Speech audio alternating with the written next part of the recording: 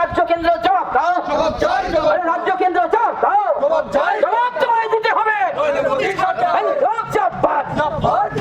দুর্ভাগ্য হচ্ছে যে ডিম থেরাপি যাদের উপর হচ্ছে তারা সব চুনোপুটি, যারা রাঘব বোয়াল তারা সব তলায় তলায় তৃণমূল থেকে বিজেপি হয়ে যাচ্ছে। ইন্দাসে সিপিএম এর প্রতিবাদ মিছিল ও পথসভা, শাসক বিজেপির বিরুদ্ধে সরব নেতৃত্ব। বাঁকুড়া জেলার ইন্দাস ব্লকের ইন্দাসে সিপিএম এর পশ্চিম এরিয়া কমিটির উদ্যোগে শনিবার পার্টি অফিস থেকে একটি প্রতিবাদ মিছিল বের হয়।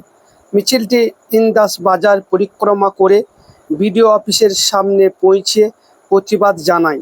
পরে সত্যপীর তলায় একটি পথসভা অনুষ্ঠিত হয়।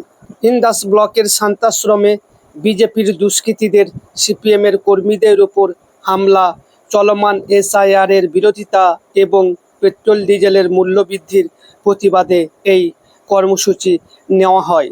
এই পথসভায় উপস্থিত ছিলেন সিপিএমের রাজ্য কমিটির সদস্য কমরেড অভয় মুখার্জি ও অজিত পতি, বাঁকুড়া জেলা কমিটির সদস্য দেবলেনা হেমব্রম, অসীম দাস, ইন্দ্রাণী মুখার্জি, আব্দুর রব, কাকুলি দত্ত সহ দলের একাধিক নেতাকর্মীরা।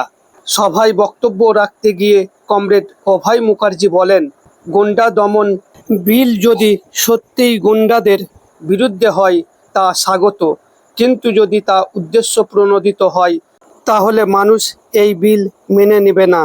কর্মসূচিতে উল্লেখযোগ্য সংখ্যক নেতাকর্মীর উপস্থিতি ছিল চোখে পড়ার মতো। আপনারা দেখছেন বিএম নিউজ বাংলা। রাজ্য কেন্দ্র জবাব দাও, রাজ্য কেন্দ্র জবাব দাও, জবাব তোমায় দিতে হবে।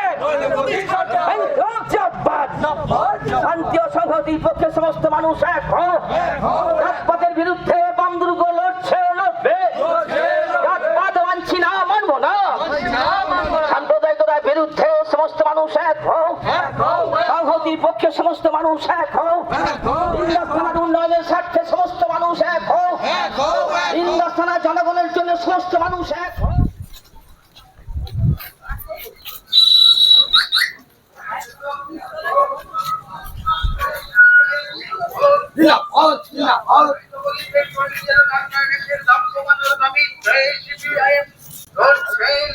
যে অনুব্রতের সাথে বালি চুরি, কয়লা চুরি করে ফাটিয়ে দিল শতাব্দী রায়, সেই শতাব্দী রায় এখন ভালো তৃণমূল হয়ে গেছে।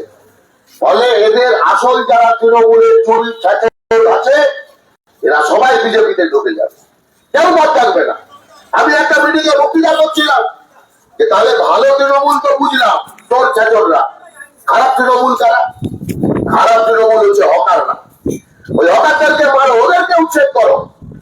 আসল কথা হচ্ছে এই বিজেপি পার্টিটা গরিব বিরোধী পার্টি, শুধু হিন্দু মুসলমানের ব্যাপার না।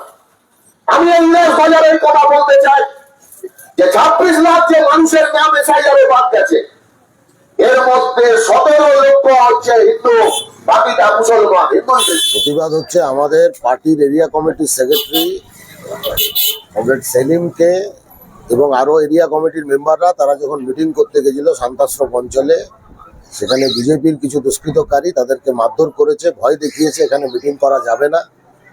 এটার প্রতিবাদে এবং এসআইআর এ যা হচ্ছে তার প্রতিবাদে, তাছাড়া যেভাবে পেট্রোল ডিজেলের দাম বাড়ছে, সাধারণ মানুষের উপর আক্রমণ নেমে আসছে, এই সবটা মিলিয়ে আজকে আমরা ইন্দাস এরিয়া কমিটির দুটো ডাকে আমরা প্রতিবাদ সভার মিছিলের আয়োজন করেছি। যেখানে রাজ্য সভাপতি সুনীল ভট্টাচার্য বলছিল কারোর উপর হামলা হবে না, সেটা রাজ্য সভাপতিকে জিজ্ঞাসা করুন, উনি বলছেন আর হামলাও হচ্ছে। তাহলে ভিতরে ভিতরে কি হচ্ছে? একরকম মুখে বলছেন আর একরকম ইনস্ট্রাকশনও দিচ্ছে। তাহলে এটার উত্তর তো আমি দিতে পারবো না, ওনাকে জিজ্ঞাসা করতে হবে যে আপনি বলছেন অথচ চারদিকে হামলা হচ্ছে, কেন হচ্ছে?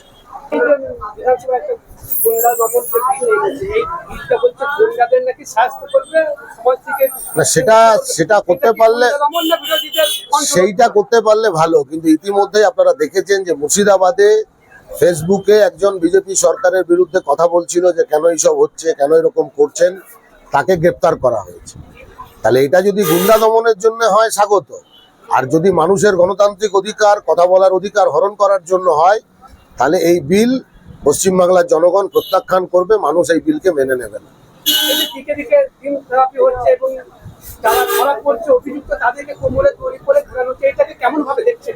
এটা তো আমরা মিটিংয়েই আমাদের নেতারা বললো যে এটা কখনো শাস্তি হতে পারে না।